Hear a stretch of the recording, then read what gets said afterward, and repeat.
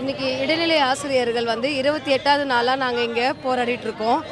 எங்களோட அடிப்படை ஊதியத்தை உயர்த்து கோரி தான் நாங்கள் இந்த போராட்டத்தை நடத்திட்டு வரோம். 17 ஆண்டுகளான இது ஊதிய முரண்பாடுங்க. எங்களோட ஒவ்வொரு ஊதிய குழுலையும் வந்து ஊதியத்தை நிர்ணயம் செய்யும்போது ஊதியம் வந்து உயரணும். 6வது ஊதிய குழுவில் வந்து எங்களுக்கு முன்னாடி பணியில் சேர்ந்தவங்களுக்கு வந்து 8370னும் நாங்கள் அவங்களுக்கு பிறகு ஒரு நாள் முன்னாடி பணியில் சேர்ந்தவங்களுக்கு 5200னும் ஊதிய குழுவில் வந்து ஊதிய நிர்ணயம் செஞ்சுட்டாங்க. அந்த ஊதிய நிர்ணயத்தை நாங்கள் களையக்கோரி தான் இத்தனை ஆண்டுகளாக போராட்டம் பல வடிவில் நாங்கள் பண்ணிட்டோம். உண்ணாவிரதம் தான் இருந்திருக்கோம். விடுமுறை நாட்களில் மட்டும்தான் நாங்கள் அற வழியில் தான் போராடிட்டு இருக்கோம். இந்த தடவையும் வந்து விடுமுறை நாட்களில் தான் தொடங்கணும். டிசம்பர் 26ஆம் தேதி தொடங்கி இன்றைக்கி வந்து 28 நாள் ஆகுது. பள்ளி தொடங்கி ஒரு 10 நாட்கள் மேலேயே ஆயிடுச்சு. அதுக்கு மேலேயும் போயிட்டுருக்குது. இன்னும் வந்து எங்கள் முதல்வர் ஐயா வந்து மனமிறங்கி எங்களுக்கு வந்து அரசாணை கொடுத்துட்டாருன்னா நாங்கள் நாளைக்கே வந்து நாங்கள் பள்ளிக்கு சென்றுடுவோம். நாங்கள் திரும்ப நாங்கள் ஒரே ஒரு கோரிக்கைக்காக தான் இங்கே நாங்கள் போராடிட்டு இருக்கோம். சம வேலைக்கு சம ஊதியம். எங்களோட அடிப்படை ஊதியத்தை மாற்றிட்டாங்கன்னா நாங்கள் நாளைக்கே போராட்டத்தை முடிச்சுட்டு கிளம்பிடுவோம். 6வது ஊதிய குழுவில் ஏற்பட்ட பிரச்சனை இப்போ 8வது ஊதிய குழுவே நாங்கள் பார்க்க போகிறோம். இந்த அடுத்த ஆண்டில் வந்து 8வது ஊதிய குழு வரப்போகுது. அதில் இன்னும் எங்களுக்கு வந்து பேரிழப்புங்க. இது வரைக்கும் நாங்கள் வந்து மாதம் 20,000 ரூபாய் நாங்கள் இழக்கிறோம். அப்போ 8வது ஊதிய குழு வரும்போது இன்னும் அதிகப்படியான இழப்பு நாங்கள் இழக்க போகிறோம். அந்த ஒரு காரணத்துக்காக தான் நாங்கள் வந்து எங்களோட ஊதிய இழப்பு எங்களால் பொருளாதார ரீதியாக நாங்கள் ரொம்ப எங்களோட வாழ்வாதார கோரிக்கைக்காக தான் நாங்கள் இங்கே வந்து உட்கார்ந்துட்டு இருக்கோம். ஒன்னே சொல்லிக்கிறோம். ஒரு மாளிகையை வந்து நல்லா நம்ம வர்ணம் பூசியோ அதை என்னென்ன நம்ம டெக்கரேஷன் பண்ணி நம்ம வச்சாலுமே அதோட பேஸ்மெண்ட் வந்து கரெக்டாக இருக்கணும். நாங்கள் வந்து அடிப்படை வேலை செய்கிற ஆசிரியர்கள், இடைநிலை ஆசிரியர் வந்து நாங்கள் தான் வந்து கல்வித்தரத்தை உயர்த்துகிற ஆசிரியர்கள். எங்களோட கோரிக்கையை நீங்கள் நிறைவேற்றினாதான் நீங்கள் எப்பேற்பட்ட மாளிகை வந்து நீங்கள் கட்டினாலும் அந்த மாளிகை வந்து ஒரு ஸ்ட்ராங்காக இருக்கும் அப்படின்றத நாங்கள் சொல்ல வரோம். இடைநிலை ஆசிரியர்களோட கோரிக்கையை சீக்கிரமாக நிறைவேற்றுங்க முதல்வர் ஐயா. நாங்கள் கருணை மௌனம் கொண்டு எங்களை வந்து நாங்கள் 28 நாள் பெண்ணாசிரியர்கள் வந்து இங்கே ரொம்ப சிரமத்துக்கு உள்ளாகிறோம்.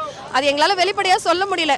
நாங்கள் போன சுழற்சி முறையிலேருந்து இப்போ அடுத்த மறுசுழற்சி முறைக்கே நாங்கள் வந்துட்டோம். நாங்கள் என்ன மீன் பண்ணுறோன்றதை புரிஞ்சுக்கோங்க. ஏன்னா இங்கே இருக்கிற அத்தனை பெண்ணாசிரியர்களுக்கு போகிறதுக்கு எங்கேயும் கழிவறை வசதி எதுவுமே கிடையாது. ஒரு நாள் நாங்கள் போராட வந்தோம்னாக்கா 9 மணி நேரம் நாங்கள் வந்து ரொம்ப கஷ்டப்படுறோம்.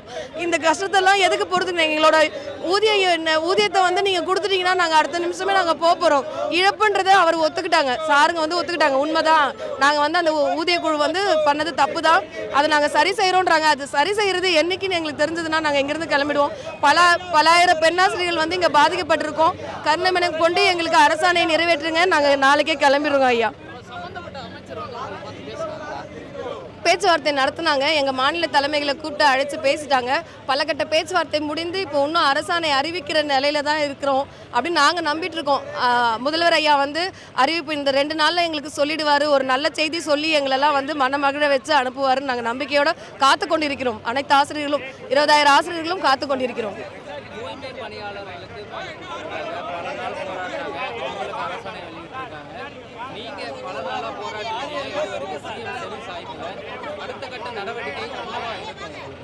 அடுத்த கட்ட நடவடிக்கை நாங்கள் அவரோட வாயிலிருந்து அறிவிப்பு வரும்ன்றதை தான் நாங்கள் நம்பிட்டு இருக்கோம். ஏன்னா நாங்கள் டிசம்பர் மாதம் 2022 வந்து ஒரு போராட்டம் பெருசாக நடத்தினோம்.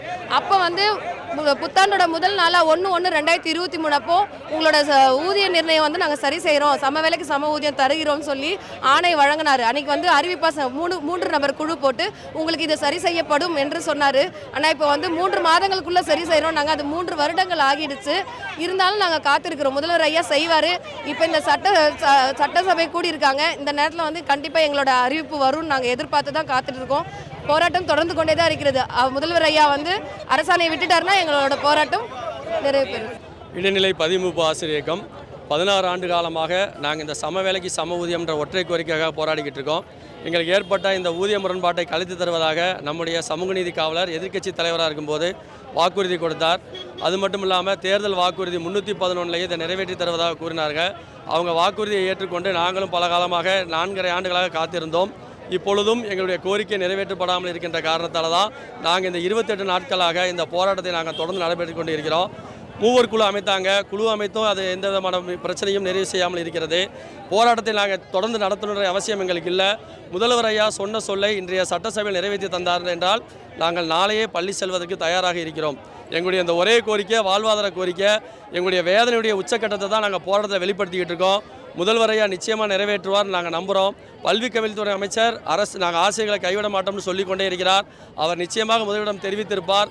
அப்படி தெரிவித்ததை இந்த சட்டசபையில் நிச்சயம் வெளியேற்றுவார், நிறைவேற்றுவாங்க என்ற நம்பிக்கையோடு தான் நாங்கள் காத்திருக்கிறோம்.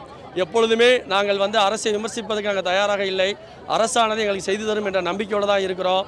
முதல்வரையாக மட்டுமே நாங்கள் நம்புகிறோம். ஏன்னா எங்களை கரம் பிடித்து சொன்னதே எங்கள் முதல்வரையா தான். மூவர் குழு அமைத்து கொடுத்தது முதல்வரையா தான். அப்படிப்பட்ட முதல்வரையா சமவேளைக்கு சமூகத்தை நிச்சயமாக நிறைவேற்றுவார் என்று நாங்கள் காத்திருக்கிறோம்.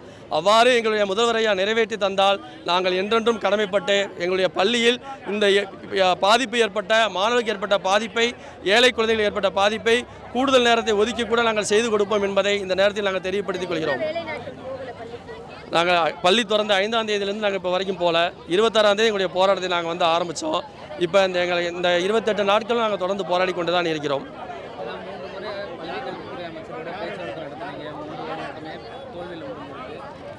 அது தோல்வியாக நாங்கள் பார்க்கல. அவங்க அடுத்த கட்ட நகர்வுக்கு கொண்டு போயிருக்காங்க. அவங்க சொன்னதே நாங்கள் செஞ்சு தர முடியாத சூழல் இருக்குது, பிற துறைகளுக்கு செய்ய வேண்டியது இருக்கும் அப்படின்னு சொன்னாங்க. ஆனால் கடைசியான அந்த போராட்டத்தில் பேச்சுவார்த்தையில் நிச்சயமாக செய்து தருவதற்கான முயற்சியை நான் செய்கிறேன் அப்படின்னு சொல்லியிருக்காரு. அது நிச்சயமாக செய்வார் என்று நாங்கள் நம்புகிறோம்.